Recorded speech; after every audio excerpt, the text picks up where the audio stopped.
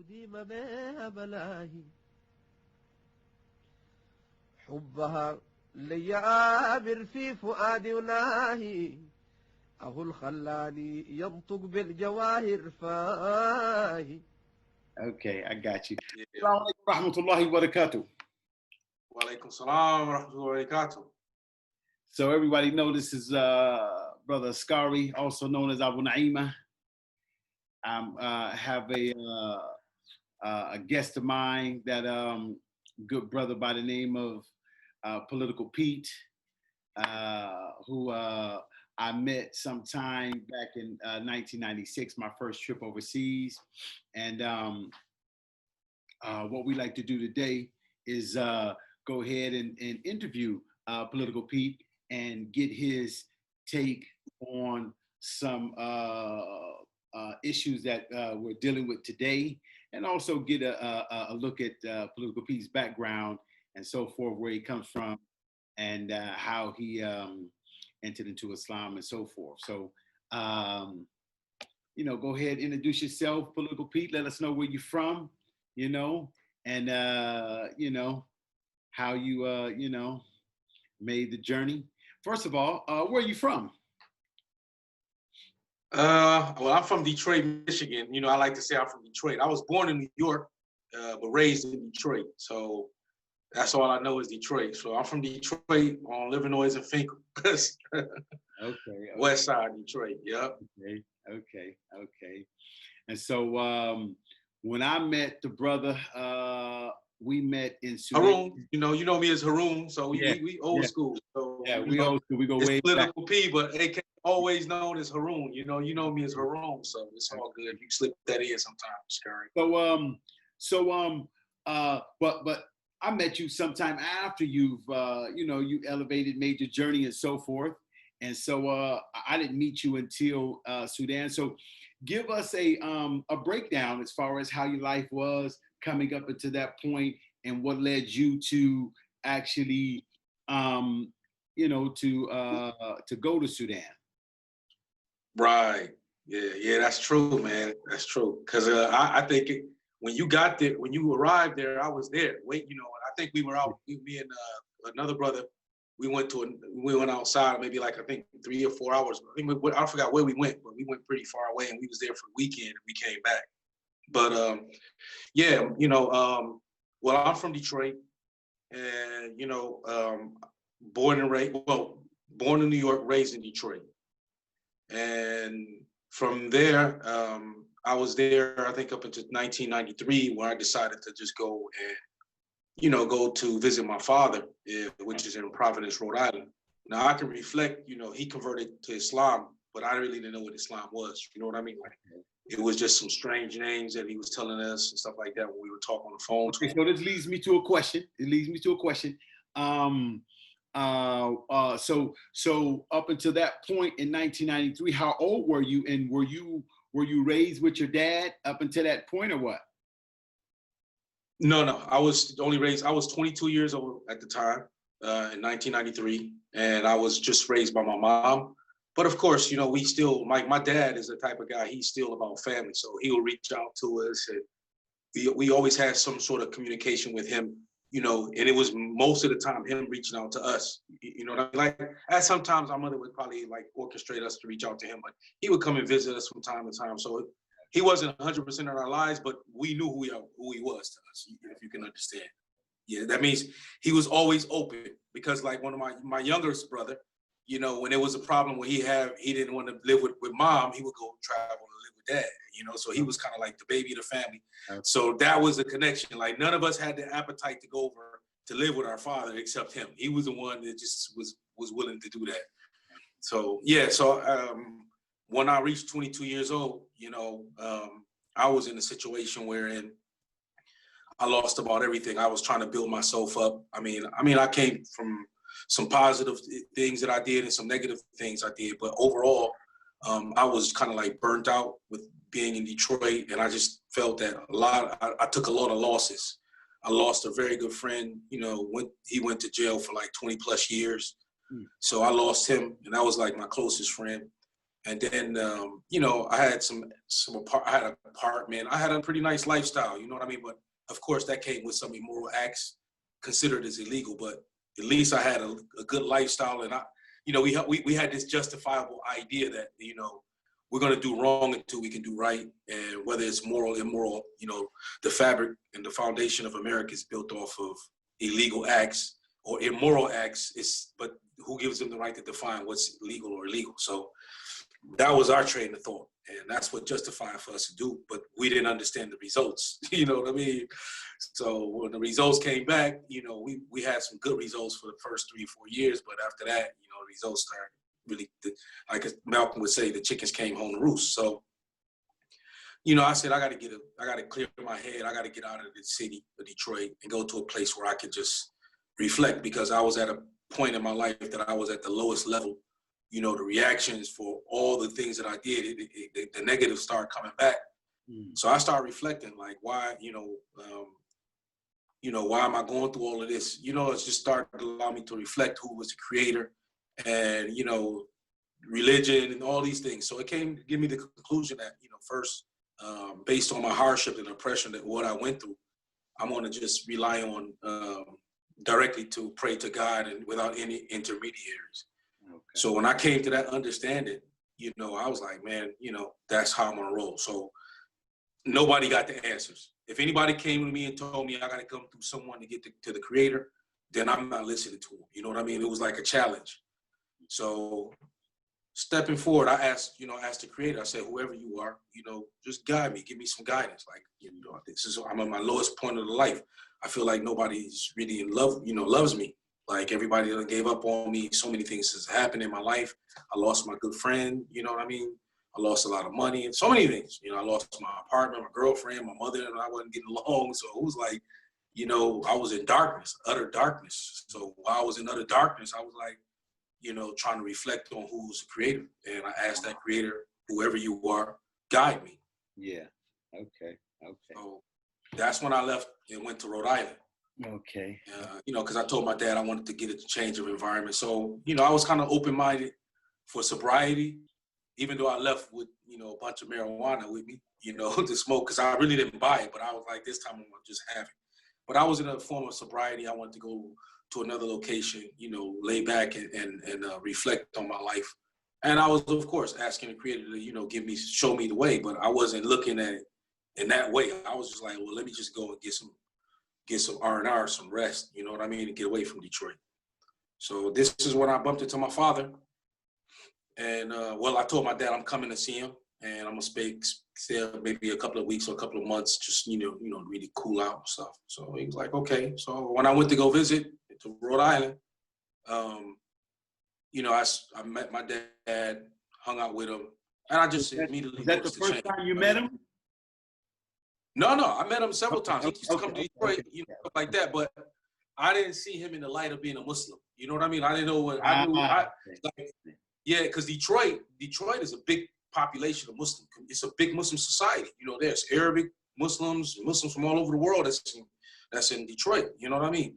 But when I used to try to approach the Muslims there, and, you know, little things like the you know, the ideas that I had, or the pre-notions that we had, you know, the narratives that was sent out, like, you know, Muslims are terrorists, they all living in the same house. You know, we was looking at it from Arabs living in, you know, like 15 Arab families living together. You know what I mean? Like, and, you know, they always take everything personal. They're a very closed society. You know, they're not so much letting other nationalities of people into their culture. So we really didn't know, you know, anything about them, only seeing them. Okay. So when I was approaching the Muslims, you know, when I remember saying I want to go to the Nation of Islam, you know, going to see them, but I was kind of like, no, they saying, you know, like they spewing some hate. Like, I didn't understand, like, you know, what's all that about? So I was like, it's not going to answer my, what, if I go to the church, if I go to the nation, or I go to the Muslims, they're not going to give me the answers. They're not going to think the way I think, because I was in the understanding that they all praying to something other than the creator. You understand what I mean? Yeah. So I'm like, I'm not going to go and take a back step now that I got this truth within myself. You know what I mean? Yeah. Nobody can. So if I go there, it's going to be confrontational. So when I saw Muslims selling oils on the street, You know what I mean? A real, like a Muslim, you know, however you want to call it, you know. He said he's a Muslim, so I asked him, you know, like, why y'all always killing each other? You know, like I had these preconceived notions that the media spews out, and he got upset. So when I saw he got upset, I was like, man, I don't want no confrontation over the truth, you know, like, and I don't think this guy got the patience to get to where I really wanted to get to. So I just gave him $5 and I took his oils and I stepped. So fast forward, I go back to my dad, and you know, I just saw that his character was really relaxed. You know what I mean? Like, you know, I would to go to the Chinese restaurant, eat some pork fried rice, you know, like stuff like that. He's like, oh, there's a Muslim like halal shop right next door. It's really healthy. And I'm like, no, I want some pork fried rice and some pork spring rolls. You know what I mean? Like, I'm good. Yeah. Okay. Right. And so what happened? So he was tolerant with you. Oh, more than tolerant. You know, my dad is a very, very outspoken person. You know, he's like a lectural type of person where he could just lecture you for 3 hours just as a normal conversation. Like a normal conversation is like a lecture for us.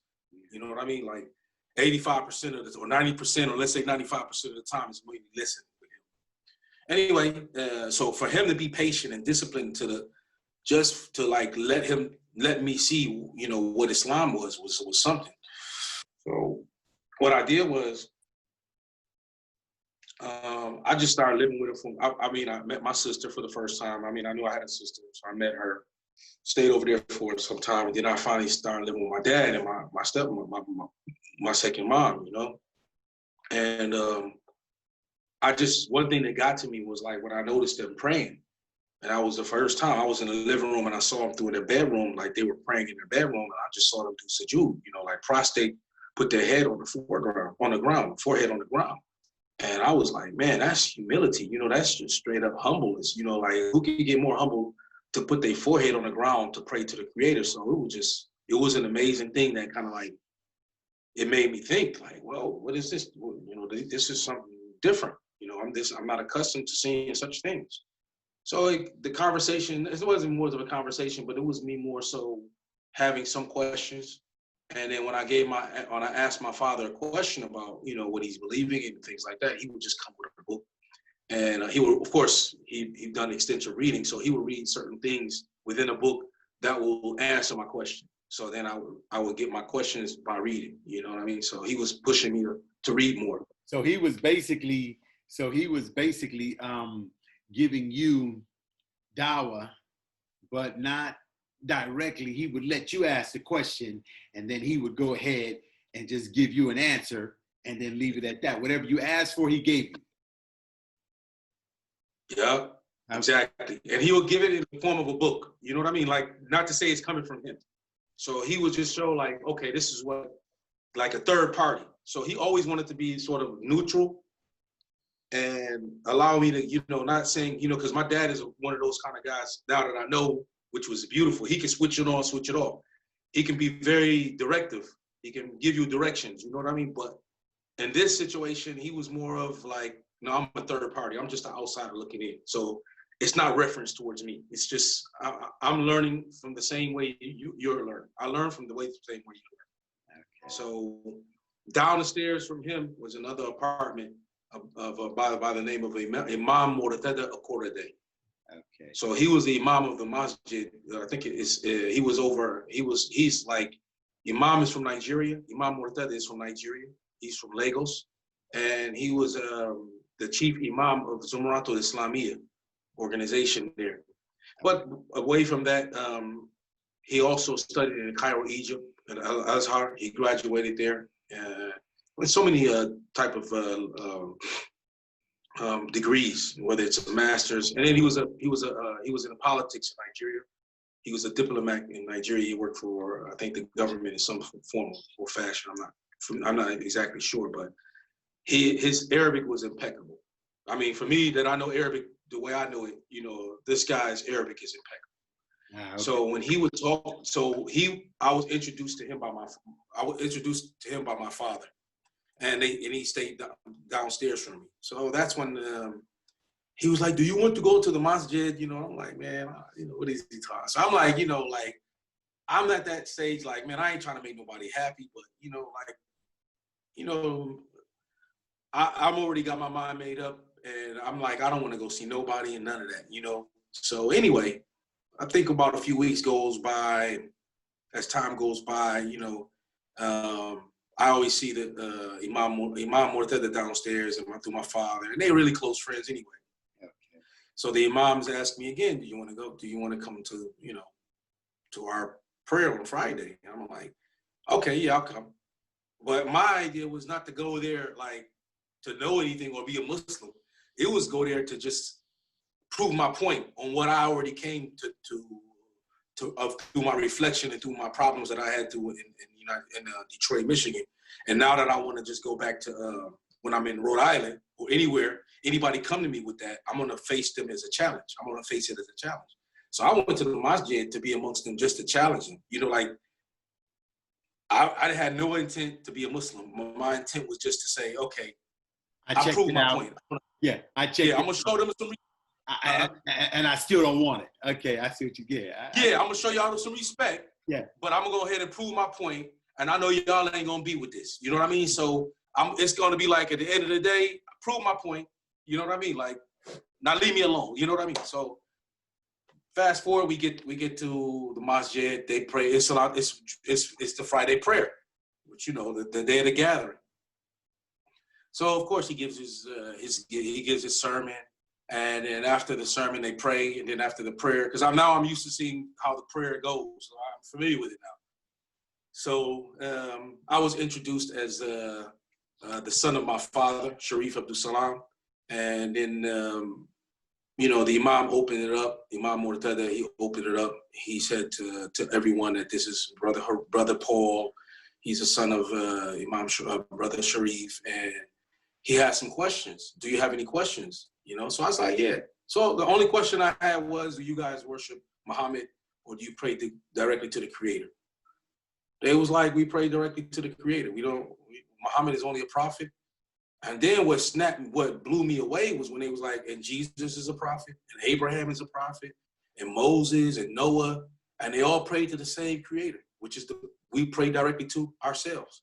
So I remember, like, man, I remember when I was in my lowest state, I said, whoever is the God, if you're the creator of everything that exists, with air, water, and things like that, the nature and everything, and if you're the same creator that opened the Red Sea for Moses and to save the people from Beni Israel, you saved them from Pharaoh, then help me with my problem. Help me solve my problem. So that's what I remember, man. Like, wow, these guys. And then Jesus prayed to the God of Moses in the Bible, and Moses prayed to the God of, you know, Noah, and Noah prayed to the God of Adam. So I was like, wow, you know, it just blew me away. Like, these guys are like saying the same thing what I believe. Okay. So then it was like, do you believe that to be true? I was like, yeah, I believe that, you know? Like, yeah, and now it kind of confirms, because I wasn't like saying that I don't just believe in God, but I was like, I believe in God, you as the creator, but I'm not saying that Jesus is not someone important, that he didn't exist. So I acknowledge that, if that's true. So these guys, they acknowledge it by saying, hey, we already acknowledge that because the revelation that was sent to Muhammad acknowledges that these are all prophets of Allah, and Allah is God, the creator. So I was like, oh, scratching my head. Okay. So to be frank with you, Ascari, at that time, I was scared, because they was like, do you believe this to be the truth? I was like, yeah. So they was like, well, you want to be a Muslim? I was like, I'm afraid to be a Muslim. I don't know, because I don't want to give up drinking and having, you know, relationships with women, you know, out of marriage. And they was like, no, don't worry about that. You know, we can deal with that later. But the main thing is, do you believe this to be the truth? Do you really believe that there's only one God, that Muhammad is the prophet and the messenger, and he comes from the descendants of Abraham? I was like, yeah. So from that, bro, they gave me the shahada. They told me to go and take a shower. They call it wudu, and then I did the wudu, you know, the ablution, and then they gave me a sheet or a towel to cover my, you know, because I had shorts on. I went to the masjid with shorts on, so I put on that sheet, and I just mimicked them in the prayer, the Asr prayer, the evening prayer, the afternoon prayer. Yeah. So after that, man, like, about a year goes by, the fast forward, a year goes by. Okay, so but did you go back to Detroit? No, I didn't go back to Detroit until 2 years. And that was just like visit. That was before I went to Sudan. Okay. So yeah. So what happened was about a year later, I'm still in Rhode Island. I stayed there. I didn't go anywhere. I stayed. I was amongst the society, Muslim community. I was like the assistant security of Masjid al-Karim, which was another brother named Abdul Halim. He was the imam of the masjid. And, I was really, that's when I met Murtada, Rizza 786. I met him through my father. And, man, we were given dawah. I was so happy to be a Muslim because Imam Murtada kind of like, he used to school us. We used to stay with him literally. We used to cook food for him. We was his students. You know what I mean? And, we learned a lot. We learned a lot how to, do so many things. And at the same time, there was other, major Muslim African-American communities that was there that was tied with the Pakistani Muslim brothers, And it was a bit of politics going on over there, but still, we still held it down. Because Imam Abdul Hamid, he's from New York originally, but he studied in Pakistan for like, I think 13 to 16 years. And he married amongst them. And then he brought his wife and his kids back. And he was a really vibrant brother. So he was one of the brothers that really kind of calmed me down because I was coming from Detroit with that, I wasn't into drugs anymore, but I was like, well, we're going to clean house, so they love me so much. They ended up making me the assistant security with a brother named Fareed, which was like ex-Nation of Islam, big cop diesel brother, older brother. He was good in jiu-jitsu. So anyway, what got me to think to go and travel is because first of all, when I came into Islam, I started to meet people from all walks of life. Okay. And those people that were Arabs. When you first came, you hadn't your eyes, you didn't get that awakening to really start recognizing other people's culture at that time? Yeah, because for us as Americans, the way I grew up, I grew up, first of all, I grew up in a predominantly Black American, African-American community, which was Detroit. So it was like, we got the white boys, like Eminem, we got the Eminems. Like Eminem's is a real deal. You know what I mean? Like he was a white dude that was raised amongst Black people. So, he's a part of our society. But anybody outside of that, like Pakistanis, like only in the movies, Ethiopians, Somalians, brother, I never saw a Somalian before, physically, until I became a Muslim. Wow. And when I saw them, I was like, man, these are the people like maybe Jesus looked like. I was baffled. Yeah. I ain't never had no biryani. I didn't have no chicken biryani or mutton biryani. I was like, what is mutton? You know what I mean? Lamb. I didn't even know it was called mutton. Okay. So that opened up the whole door because now you became a part of the religion of Islam. And now you can identify with so many people and cultures and tribes. They're all Muslims. So they're going to take you in as your brother. So that gave me the confidence overwhelmingly to say, well, you know what?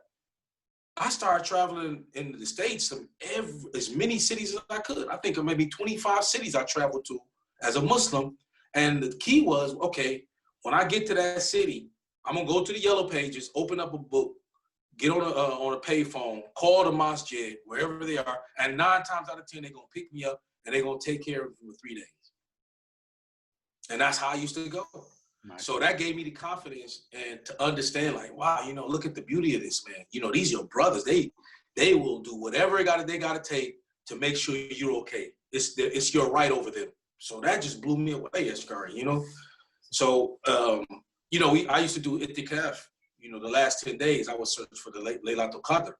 And then there was, mashallah, there was brothers coming in from, like, Hafiz Quran coming in from Pakistan. They're Hafiz Quran British, originally Pakistani, but they're British.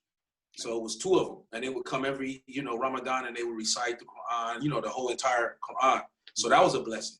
But the last 10 days, man, it was like, I used to remember, Imam Abdul Hamid would sit down with the other brothers, I think another assistant Imam, and they both studied in Pakistan. So they'll talk about the stories on how they traveled, you know, how they had to go use the bathroom outside, you know, the toilet was outside, and how they had to stoop. And I never understood it, but they would laugh. And, you know, and I'm like, man, I've been a Muslim for a year. I'm not married, you know, even though I want to. And I have no commitment. You know what I mean? Like, why don't just go travel? Why don't do what they did? Like, I'm not afraid now, you know? Yeah. So finally, man, they, I think out of, it was a Pakistani community that came from a university from Lahore. And I think the chief mufti, you know, the president over the president over the entire, you know, university came. So, you know, in Rhode Island, there's a big Pakistani community. So I think there was one brain surgeon. So they were like, when the mufti came to the Masjid al-Kareem, he was like, okay, we would like to extend some of your guys or Muslims from your community to come to Lahore and study with us. So there was me and another brother named Anas that we were like, okay, you know, so we were recommended because I was already on fire to do that. You know, I wanted to learn. And, you know, people say it's going to be tough because you have to learn Urdu first, and then you have to learn Urdu. You have to learn Arabic through Urdu. So I was like, dang, I got to learn Urdu, and I got to learn Urdu to learn Arabic. Yeah. So, you know, I was like, okay, well, I'm ready. I was like, I don't care, whatever. I'm getting out of here. I want to go. And finally, man, that didn't pan out. So 2 months goes by. You know how it is. Like, yeah. Unfortunately, man, you know the culture. We know. Like, I ain't gonna get that away. But so unfortunately, that didn't pan through. And one day I was disappointed. I was walking out of the masjid, and old school brother named Ishmael, brother Philly. You know, real strong dude. You know, like old school Philly dude. You know. Yeah, he told me, what's wrong with you, Harun? I was like, you know, so I explained to him, you know, like I was disappointed because nothing until now happened with the brothers from Pakistan. So he's like, why don't you go to Sudan, brother? Like, what? That was the first time I heard. That was in '94. Okay. He's like, yeah, go to Sudan. Where's Sudan? So you had never heard the country called Sudan up until that point. To that point, the first time I heard of Sudan was in 1994, and that may have been like April or May or something like this. Okay. Right. All right. So I was like, okay. So he was like, yeah. I was like, well, dude, who you know that's in Sudan that I can go ahead and reach out to? Because I never heard of Sudanese or Sudan at all to 94. So he was like, Siraj Wahaj. He's the one. He's the one who's always talking about Sudan. I was like, Siraj Wahaj. I'm like, who is that? He's like, he's a da'i from out of New York, from Brooklyn. So I was like, okay. So I did my research, and I ended up giving a call to him. I some way, some possible, I called him, and I reached out to him. I think I didn't get him, or I'm not sure. I think I got him, and then it was kind of like short talk, and I was like, I'm gonna come and see you. He was like, yeah, come and see me. So I got on the bus, Greyhound bus. I don't know how long ago it was later, but you know, within that time, so I went to go see him. You dropped down. It was Fajr. Yeah. It's gonna trip you out. It was Fajr time. It was right before. It was maybe an hour before Salatul Fajr. Okay. So I'm in Brooklyn, right in front of Masjid al-Taqwa, banging on the door. Cause why? I'm always the door. The masjid, from what I understood, is always open. You know what I'm saying? Yeah. I mean, from the experiences that I had. So when the door opens, some big brother gets in front of me, and he was like, brother, why are you walking on this door? It's just such in the morning. I said, it's all right. I just came from Rhode Island, and I thought the masjid was always open for brothers coming home. So who was it? Bahi. Who was Bahi. It was Bahi. I knew you was gonna say that. It was Bahi, right? You know, I knew you was gonna say that. Look, you know how I knew you was gonna say that? Because when I came back from Sudan in 1997, after I left y'all, I came back.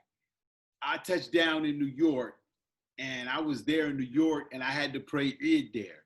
So I had to sleep in the masjid with a brother named Yusuf and Bahi. They was the ones at the masjid, straight like that. Yeah, they secured that night there.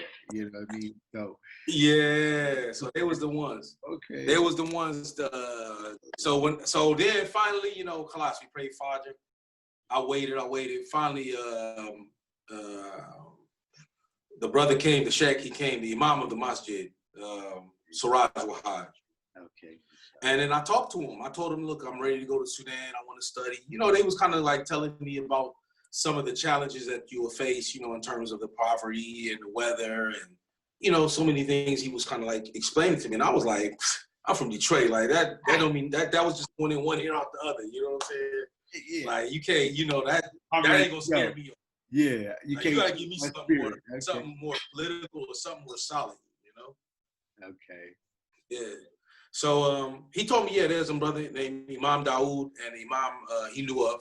He really don't know about Sudan, but he knows it through Imam Dawood and Imam Baid. And these brothers are out of Washington, D.C. Yeah. So that if anybody, he's going to recommend me to get in contact with them. So I think somehow he gave me their information. And then around November, and that, I'm talking about from that time all the way to November, I went down to, sorry, I think something wrong. Is my screen even? Yeah, it's good. Yeah, okay. So I went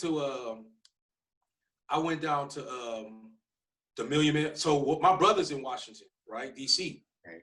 So I'm like, I've been already prepared. I already was prepared to go so my plan was now to go to Sudan, but first of all, go to Washington, D.C., get my passport, and then at the same time, get the visa and meet Imam Dawood, right? Because I finally got in contact with Imam Dawood.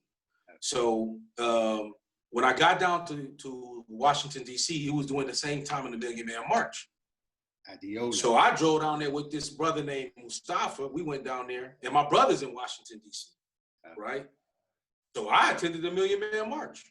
Okay, mashallah. And I'm going to tell you, man, that was something. It was something for Black Americans. I ain't talking about for Muslims or religion. I'm just talking about people, Black Americans. Yeah. I'm telling you, Ascari, it was something amazing. In my life, I never witnessed such a thing like that in my life. Like when you had African-American brothers from all over the United States come together, I'm talking about, it was definitely 1 million of us there. Oh, and how everything was so organized, how much peace and love we was giving each other. You know, I think I remember I dropped like $50 or something, or $20 out of my pocket. And somebody saw that, he picked it up and came to me and tapped me and said, you just dropped your $20, brother, here. Mm. You know, when you see somebody in the States, you see brothers, they saying, hey, how you doing, brother? So when we laid eyes on each other, it wasn't like, okay, let me be, you know, we was all comfortable. You know what I mean? There was no sense of security on us. Yeah. Amongst us. You didn't have to fear for anything. Yeah. SubhanAllah. Not at all. It was like, man, we was all one big family, bro. So that was the feeling that I got. So fast forwarded, I'm talking to Imam Dawood on the phone because I never got a chance to see him. So he told me to put something in writing and fax it to him. So I did. And then at the same time, he told me that he has a program in Sudan with the University of Africa. And that they just all finished the program, and then he's going to be back in another maybe 6 months or something like that. And you know, he gave me a recommendation, and he sent it over to me. And then he said he'll follow up. He'll come, and when he come, he's going to come back. But he never came back. So anyway, I took this recommendation, went to the embassy in Washington D.C., and then I showed them the paper. They welcomed me in, and you know, the first time I saw Sudan, you know how they do their greetings is when they tap each other on the shoulder. Okay. Yeah, it kind of reminds me of like when I first saw it, I was like, these guys were like in the colonial military or something like that, like the British military. Like that seemed like that's how they used to do it in the military or something. It's their form of dapping. You know what I mean? That's what it is. It's their form of dapping. Yeah, exactly. Yeah, they dapping. Yeah. Yeah.